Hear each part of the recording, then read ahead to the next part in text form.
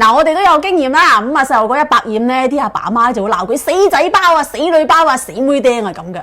可能呢啲説話咧，大部分咧出自喺父母同親友嘅口啊，帶咗少少親情，咁樣咧就好似冇太大惡意。聽落其實係幾舒服咁樣。冇錯。即係大概意思咧，即係臭丫頭、臭小子，大概係咁樣用嘅。你個死仔包啊，30幾歲人仲賴尿，怪唔得你娶唔到老婆啦。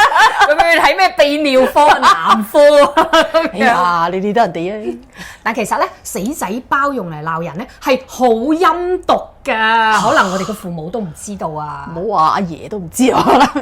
關於死仔包嘅來源咧，其實係咁樣嘅。以前嗰啲漁村咧處理嗰啲夭折嘅兒童咧，其實好簡單嘅啫，就將佢哋嘅遺體用呢啲布包好佢啊，跟住隨便放咗喺個荒島上面。鬧人死仔包咧，其實就係詛咒人哋夭折，而且死無葬身之地。好恐怖啊！你咁樣唔係佢即係嗱，而家啲阿爸阿媽聽到係咪覺得好心寒啊？真係冇咁詛咒咗自己嘅小朋友咁多年，冇咁樣鬧佢哋，一下子從呢個家庭倫理片變成咗恐怖片、兇殺片，唔係，但係咁樣靈異片。咁樣嘅講法有冇咩根據㗎？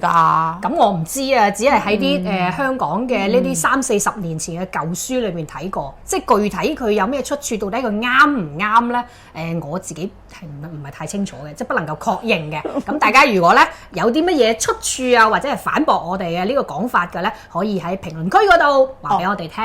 評論區見。